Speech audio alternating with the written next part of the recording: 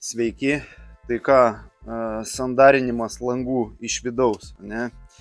Ir pradėsiu nuo to, kad, kaip jau matėte praeituose video, pas mumis buvo šiek tiek tokia ypatinga šiltinimo sluoksnio forma. Ir dabar, kada langas yra sumontuotas, tai galiu paaiškinti, kodėl tas yra daroma.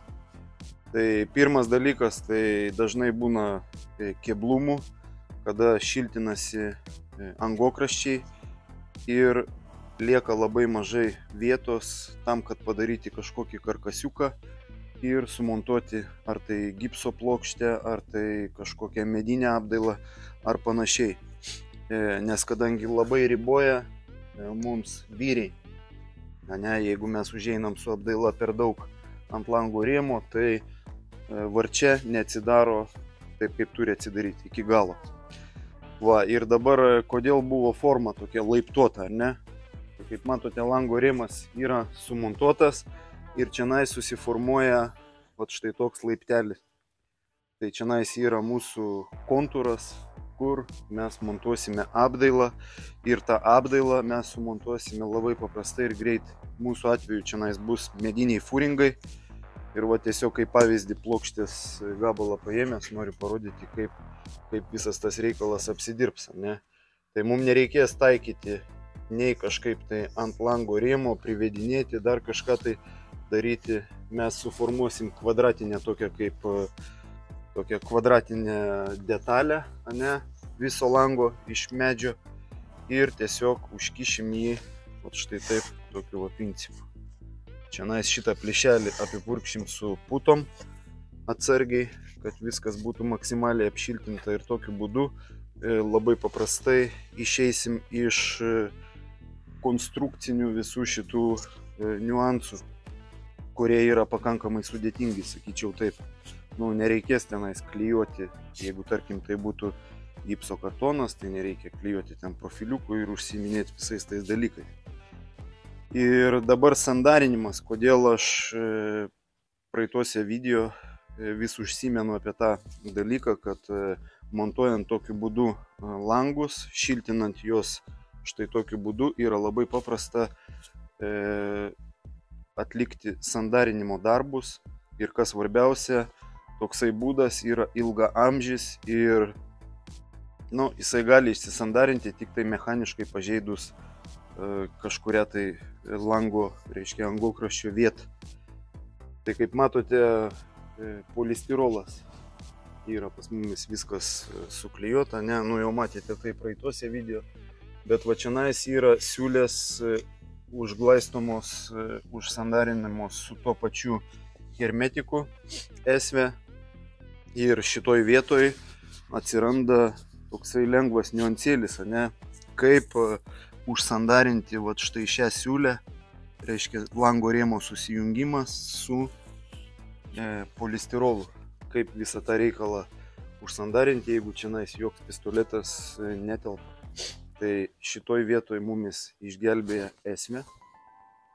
Tuoj parodysiu, kaip išeinama iš tokios situacijos, labai paprastai. Yra galiukai hermetikų, kuriuos galima lankstyti. Štai tokią formą mes gaunam. Mes galim bet kokiu kampu jį pareguliuoti ir palengvinti savo prieėjimą į sunkiai prieinamas vietas. Štai aš jums pademonstruosiu, kaip visas tas darbas yra daromas. Apsaugos priemonės yra būtinos, guminės pirštinės. Žodžiu, tai kadangi formą mes turime tokią, ne? Tai tiesiog paimam ir viską labai lengvai, su šypsena veide, užhermetizuojam. Va. Visą šitą darbą, aišku, galima padaryti ir su juosta, bet vėlgi paminėsiu tokį dalyką, kad juosta, žodžiu, jokia juosta neprilygs hermetiko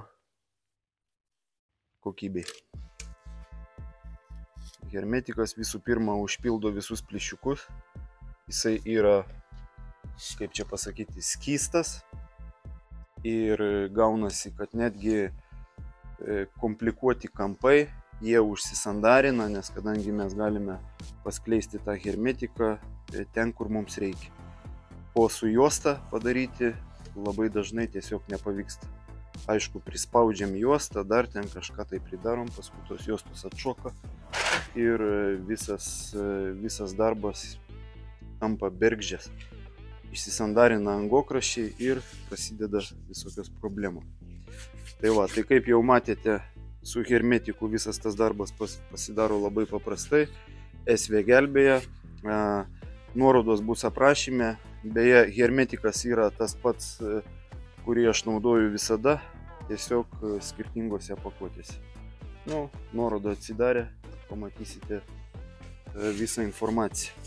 Kada mes baigiam hermetizuoti siūlės, kada, reiškia, užtepam visus kampus, taip kaip matote, tada reikia užtikrinti, kad sandarumas būtų ir tokiose vietose, kaip pamatote, siūlytė yra šioks toks plyšiukas.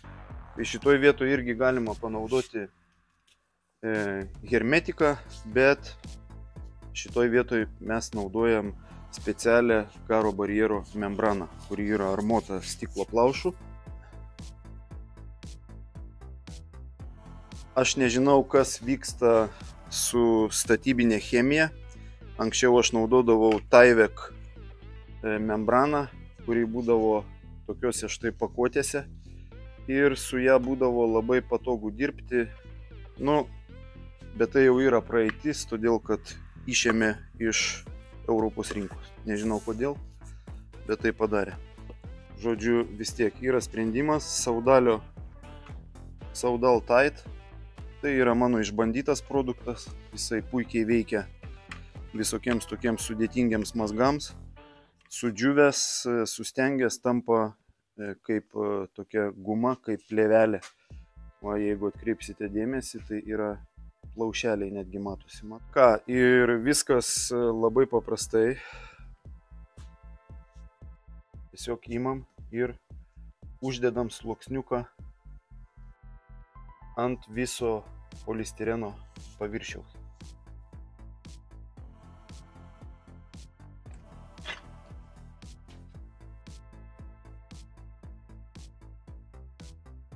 Štai tokiu principu.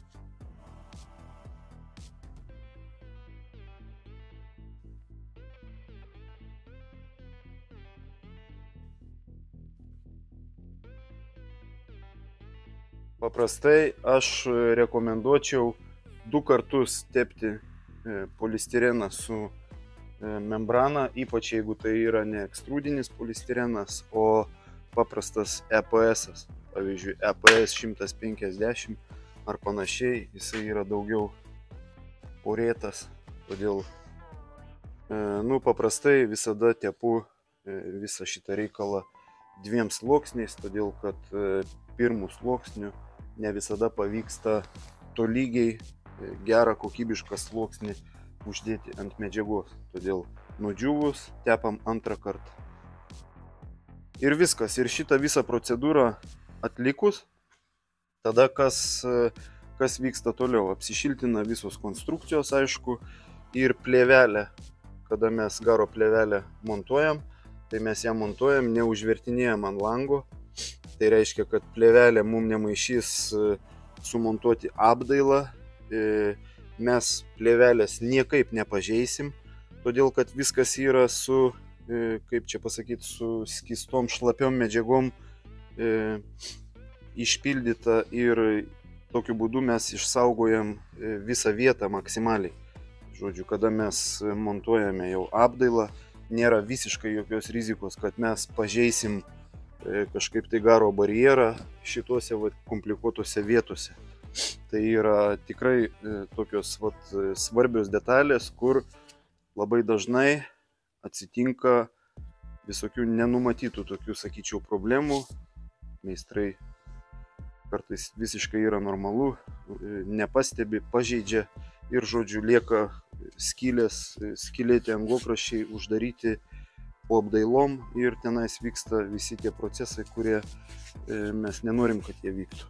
žodžiu, kondensatai ir panašiai. Tai va, tai turbūt, kad tiek žinių, dar kartą galim pasižiūrėti, kaip viskas atrodo. Ai, tai plėvelė, nepabaigiau apie plėvelę. Tai plėvelę mes neužvertinėjam, o mes ją čia gražiai pripjaunam, su klijais priklijuojam, juostą, jeigu tai yra būtina, priklijuojam, užfiksuojam plėvės kraštą ir viskas. Ir balius baigtas, kokybiškai užsandarintas langas. Dar vienas svarbus niuansas, kad visus tos sandarinimo darbus mes galime atlikti iš karto. Tai mums nereikia laukti, kol ten susimontuoja plėvės, dar kažkas. Tai mes galime sumontuoti langus, užsandarinti iš išorės, užsandarinti iš vidaus. Ir šitas mazgas, kaip sakant, darbo etapas bus baigtas. Tada dedam vatą, tempiam plėvę ir klijuojam ją iki krašto. Tai tiek žinių. Spauskit laikus, pasidalinkit. Žodžiu, tenais šiek tiek pakitimai pas mane akaunte, tai galite mestelt man ten tų žvaigždučių ar kaip ten. Aš ten gausiu kažkokių tai eurų, man atrodo, jeigu paspausite tą stebuklingą knopkę. Tai va, iki kitų video. Tai va, tai langas kaip atrodo, jau vienas sluoksnis yra pradžiuvęs. Ir kaip matau, visa ta membrana jinai yra tai va, netolygiai pasidengus. Tai žodžiu, reikėtų ją tolygiau padengti. Tiesiog, kad užtikrint, kad būt garantuotam, kad tikrai viskas yra sandaru. Todėl, kad dar kart paminėsiu, tai yra labai svarbi viso namo, karkasinio namo detalė. Iš esmės tai bet kokio namo. Ir čianais reikia skirti šitiem visiems reikalam papildomai dėmesio. Dabar kas liečia sandarumą, ne? Tai kada yra atliekamas sandarumo bandymas, tai mano rezultatai dirbant tokiu principu yra maždaug tokie. Tai žodžiu, kas liečia sandarumo bandymus, ne? Tai standartas yra oro kaita name 0,6 karto.